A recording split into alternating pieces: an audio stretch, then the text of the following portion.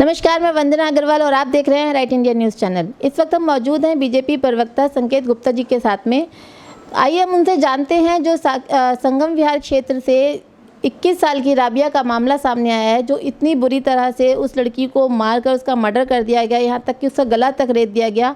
आखिर क्यों पुलिस प्रशासन इसमें खामोश है? सर, बहुत स्वागत है आपका राइट इंडिया न्यूज़ चैनल। नमस्कार सर, प्रशासन आपका है, बीजेपी का है, केंद्र में सरकार आपकी है, और जिस वक्त सरकार केंद्र में बन रही थी उस वक्त बहुत सारे वादे किए गए थे महिलाओं की सुरक्षा को लेकर। क्या यही महिलाओं की सुरक्षा है कि दिन दहाड़े एक लड़की को इस तरह से मर्डर कर दिया जाता है, जो कि खुद पुलिस में कार्यरत थी, डीसीडी में कार्यरत थी?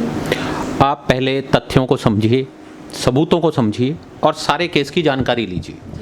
हमारी सरकार बच्चियों के ऊपर हो रहे बलात्कार, मर्डर, उनके साथ ऊपर हो रहे क्राइम, वुमेन क्राइम के प्रति पूरी तरह से कटिबद्ध है कि जल्दी से जल्दी मामले का निपटारा किया जाएगा। शायद आपको नहीं पता, अभी दिल्ली कैंट में एक छोटी बच्ची का रेप हुआ था, जिसमें अमित शाह जी ने कहा था दिल्ली पुलिस 30 दिनों के अंदर चार्जशीट करे, और 30 दिनों के अंदर 400 पेज की चार्जशीट दिल्ली पुलिस ने की।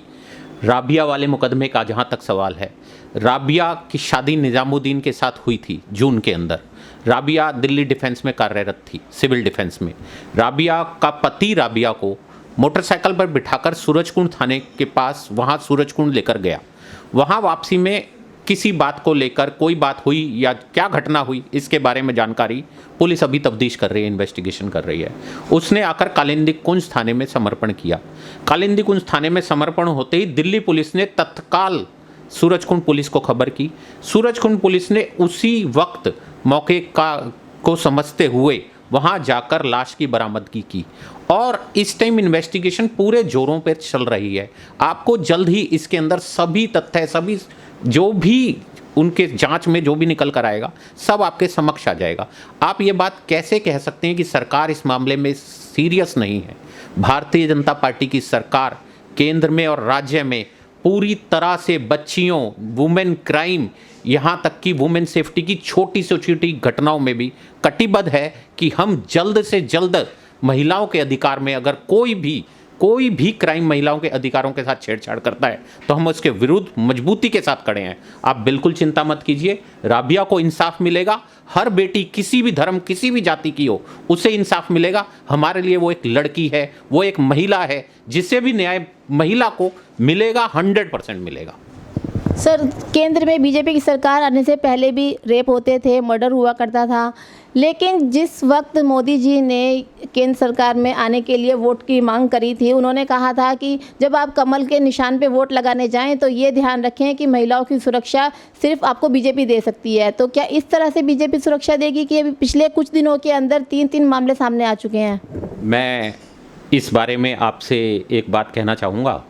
आप आज यूपी, बिहार, सभी जगह जाकर देखिए, जहां महिलाएं घरों से निकलने के लिए डरती थीं 8 बजे के बाद, आज महिलाएं 12 बजे, 11 बजे भी काम से लौटती हैं तो निश्चिंत होकर चलती हैं। आज सोशल मीडिया के इतने बड़े युग में जहां सारी घटनाएं सामने आती हैं, वहां भी केसों में इजाफा नहीं हुआ है। अगर आप परसेंटेज में देखें तो केस पहले से कम हुए हैं। हाँ, हमारी सरकार में महिलाओं के अधिकारों को, महिलाओं को ये मौका मिला है कि वो अपने ऊपर हो रहे क्राइम की रिपोर्टिंग कर सकें।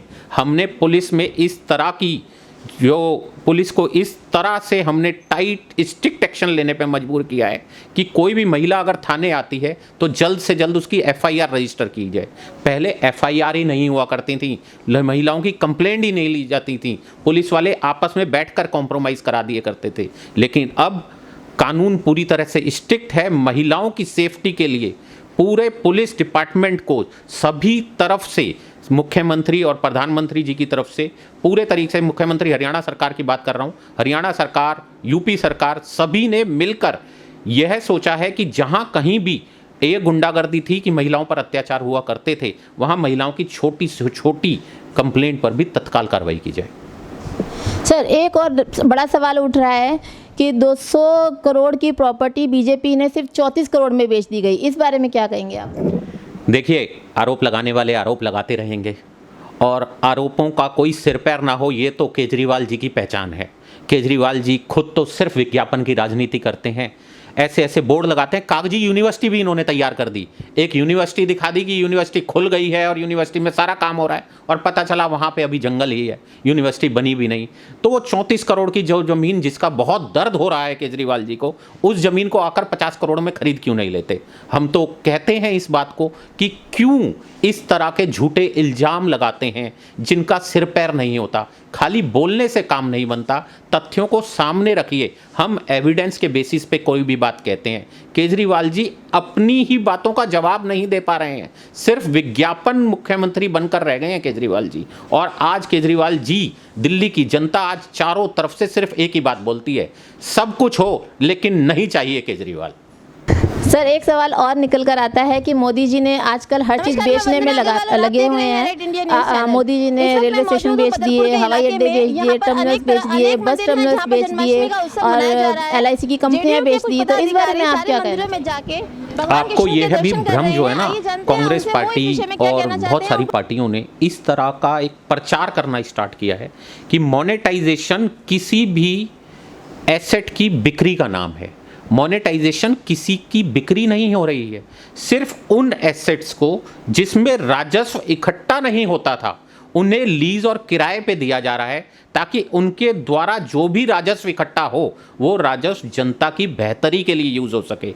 आप सोचिए, आपकी कोई जमीन जिस पर आपका कोई काम नहीं हो रहा, आप अगर किसी को किराए पर देते हैं तो क्या आप उसका मालिकाना हक उसको दे देते हैं?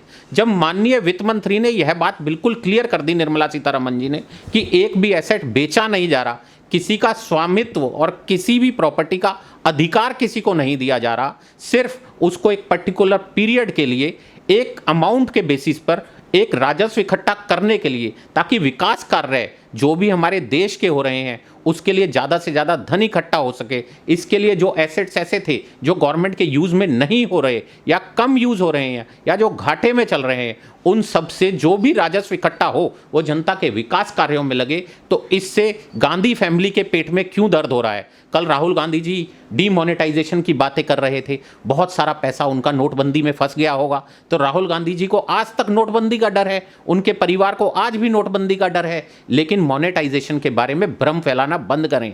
भ्रम वो ये फैला रहे हैं कि सरकार बेच रही है, सरकार बेच नहीं रही। सरकार उन एसेट्स का जिन्हें आपने डल कर दिया था, जिन्हें आपने फेंक दिया था, उन एसेट्स से भी कुछ पैसा इकट्ठा कर जनता के विकास कार्य में लगाना चाहती है। सर, आए दिन बढ़ती हुई महंगाई की बात करें तो अभी पिछले ही महीने 50 रुपये घरेलू गैस पर बढ़ चुके हैं। तो क्या इस तरीके से सरकार विकास करेगी कि हर आए दिन, हर बढ़ते हुए दिन महंगाई बढ़ती चली जा रही है? बहुत साल पहले से ही ये बात चलती चली आ रही है। ऐसा नहीं है कि कांग्रेस के टाइम में कभी पेट्रोल और डीजल के रेट नहीं बढ़े हैं।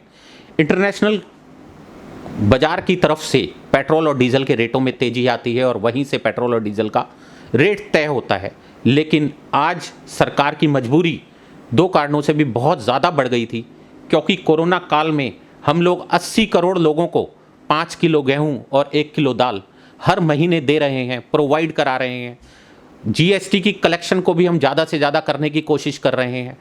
हो सकता है कि पेट्रोल और डीजल के दामों में थोड़ा सा फ़र्क आ गया हो, जिससे जनता को परेशानी का सामना करना पड़ रहा हो, लेकिन अगर हम एक मेजर रिलीफ की तरफ देखें तो 80 करोड़ लोगों के पेट की भूख को मिटाना जो मोदी सरकार का लक्ष्य है, सबसे पहले हम उस लक्ष्य पे काम कर रहे हैं। कोरोना की बीमारी से निपटने के लिए वैक्सीनेशन का काम कर रहे हैं। और ये जो पेट्रोल डीजल जिसका दाम एक इंटरनेशनल कम्युनिटी होने की जगह इंटरनेशनल बाजार की तरफ से तय होता है, उसमें भी मोदी सरकार यह है बहुत दिल से आश्वस्त कर देना चाहती है कि जनता को रिलीफ जरूर मिलेगा, जनता को इन रेटों में भी कम करके दिखाया जाएगा। मोदी सरकार कार्यरत है कि जितनी जल्दी हो सके इन रेटों को कम किया जा सके।